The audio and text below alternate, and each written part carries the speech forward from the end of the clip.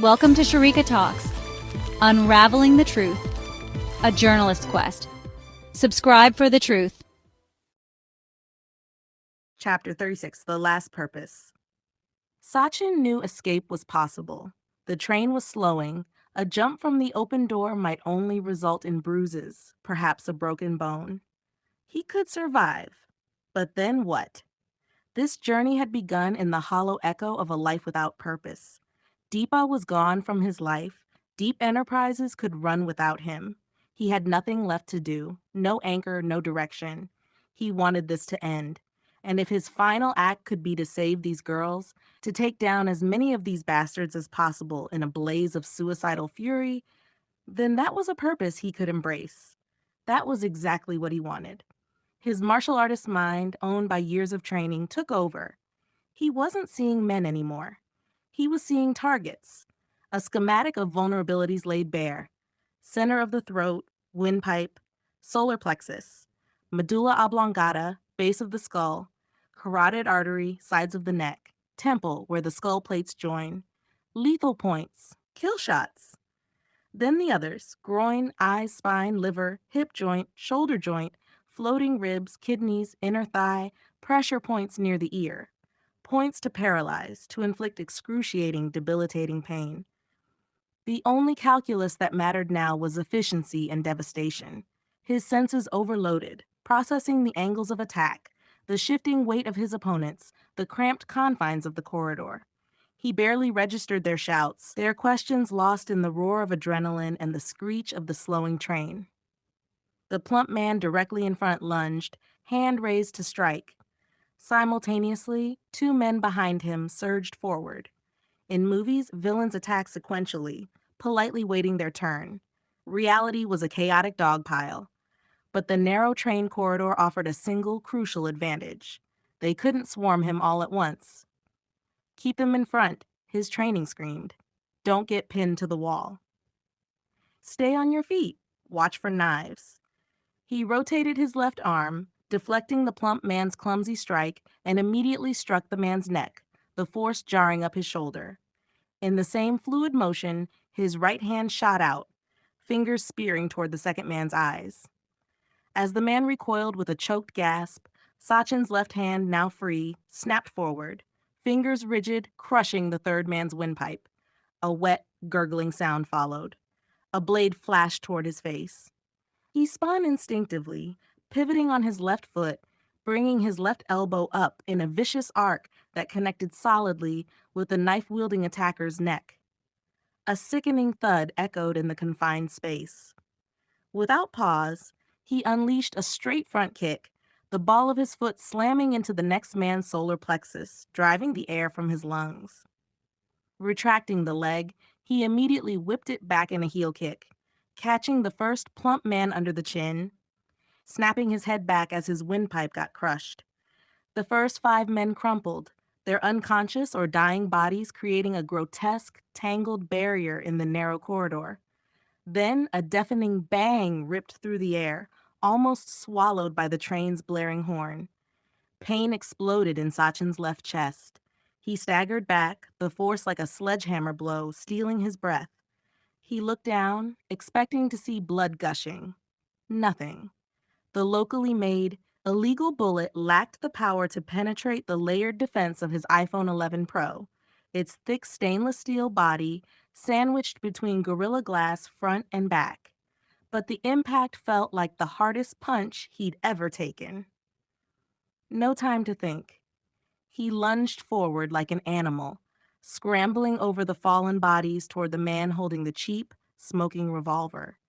Before the man could react or clear the jammed weapon, Sachin's palm struck a precise point on his wrist. The gun flew from his loosened grip, sailing out through the open train window. 2 more men surged forward, knives glinting. Sachin, still off balance but having just shattered the gunman's windpipe with his other hand, reacted purely on reflex. He ducked, twisting away. One knife whistled past his ear. The other grazed his right bicep, a searing line of pain. The evasive maneuver cost him his balance. He stumbled, falling forward, and suddenly he was pinned to the floor. A half-dozen feet rained down kicks, stomping, grinding. He curled instinctively, his backpack absorbing some blows. A knife flashed downward, aimed at the back of his neck. Pure luck, or perhaps the frantic movement below, made the blade miss, instead slicing clean through his backpack, splitting it open. He grabbed two legs, yanking hard, bringing two attackers crashing down. He scrambled up using that pull of legs, ignoring the searing pain. The four men behind him now all held knives. They closed in. He spun, blocking one knife arm with his forearm. Another blade pierced his right palm clean through. He kicked out, smashing his heel into an attacker's groin before his knife reached Sachin. Sachin's left hand shot out simultaneously, fingers finding the eyes of the fourth man. A wet crunch, a scream cut short. Ignoring the agony in his impaled hand, he wrenched the knife free, the blade slick with his own blood. Spinning again, he lashed out, the knife tearing through the throat of the same knife's owner, while his other hand crushed the eyes of the other man before his knee connected squarely with his solar plexus.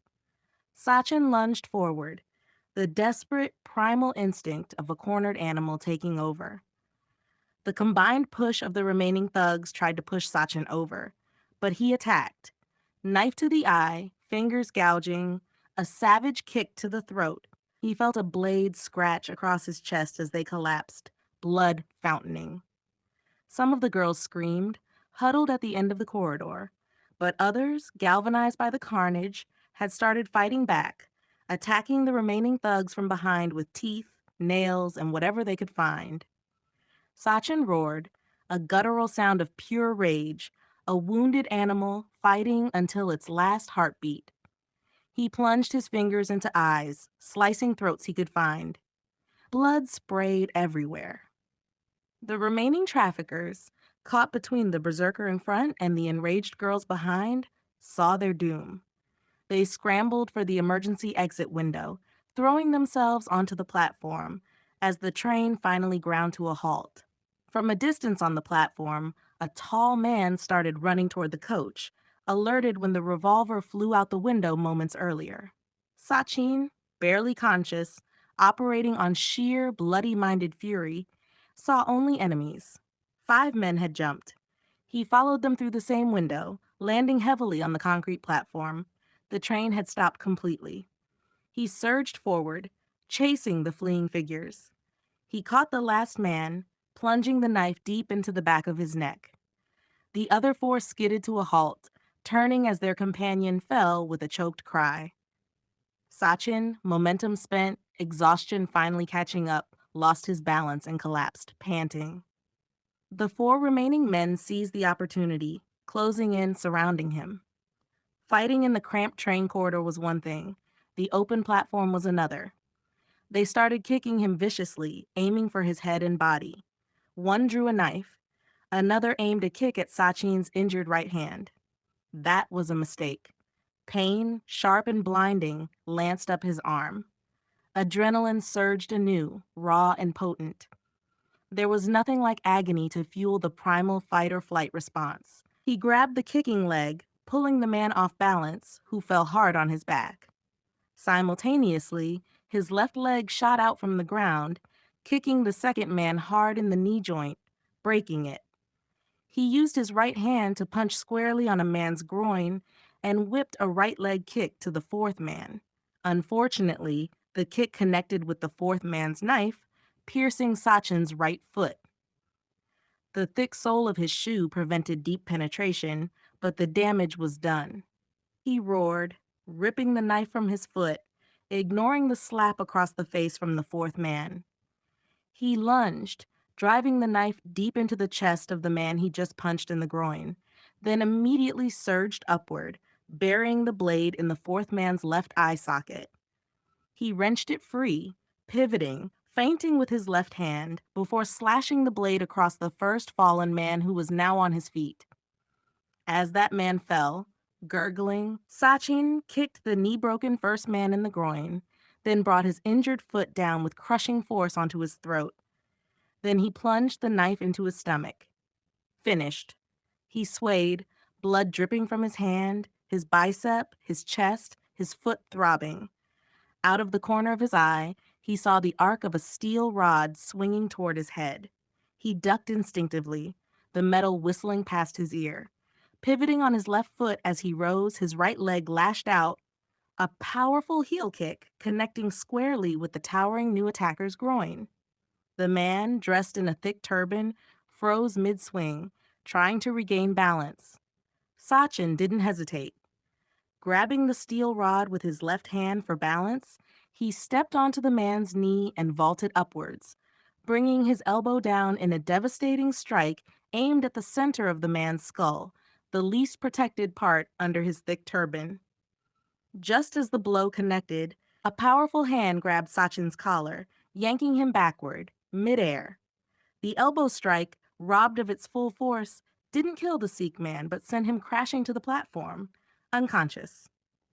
The steel rod, however, was now wrenched free and firmly in Sachin's grip. He landed off balance but didn't waste a second. He swung the rod in a wide horizontal arc, spinning 360 degrees. He saw 3 or 4 men scrambling backward to avoid the blow. He didn't try to stop the rod's momentum. Instead, he let the spin continue, redirecting the arc toward the fallen Sikh man's exposed neck. Suddenly, another figure lunged forward, a man with a thick black beard, intercepting the blow meant for the Sikh man. Sachin heard the sickening crack of bone as the steel rod connected with the bearded man's arm, but the man didn't flinch, instead continuing his forward lunge. 10 powerful hands grabbed Sachin from behind, pinning his arms. The steel rod slipped from his hand. He kicked out desperately with his right leg, aiming for the bearded man's solar plexus. He missed by an inch, his heel impacting the man's stomach instead, leaving a bloody shoe print on his black shirt near his navel. The man froze for a second, then reached for his hip, drawing a sleek, modern black pistol. He aimed it directly at Sachin. He saw the bearded man shouting something, but the ringing in his ears and the roaring in his blood drowned out the words. Sachin reacted instantly, throwing both legs up, kicking the pistol out of the man's hand. The sudden movement made the men holding him stagger, but they didn't loosen their grip. It didn't matter. His violent kick had thrown everyone off balance. They all stumbled forward, collapsing in a heap, Sachin pinned beneath the weight of 5 men.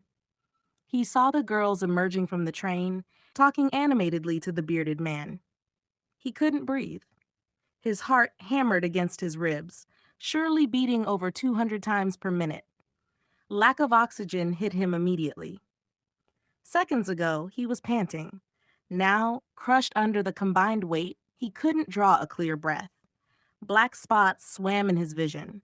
Blood loss, shock, and sheer exhaustion pulled him toward the abyss. The last thing he remembered before consciousness fled was the crushing weight lessening, the bearded man leaning closer, saying something urgent. Sachin reacted with the last dregs of his strength, his fist lashing out instinctively, connecting with the man's mouth, just as darkness consumed him. Though the blow was weak, his lips split open and Adam tasted blood, his own and Sachin's. End of chapter 36. Thank you for watching Unraveling the Truth, A Journalist's Quest. Subscribe to stay updated on Sharika's journey. Stay tuned for the next part. Disclaimer. Unraveling the Truth, A Journalist's Quest is a work of fiction. The experiences, ideas, and theories presented by the characters, including the books they write, are purely fictional and do not reflect real-world events, beliefs, or ideologies. While some incidents and characters may be inspired by real-world scenarios, they are entirely fictionalized for storytelling purposes. The author does not endorse or share the viewpoints expressed by any character in this novel. Any resemblance to actual persons, living or dead, or real events is purely coincidental. Viewer discretion is advised.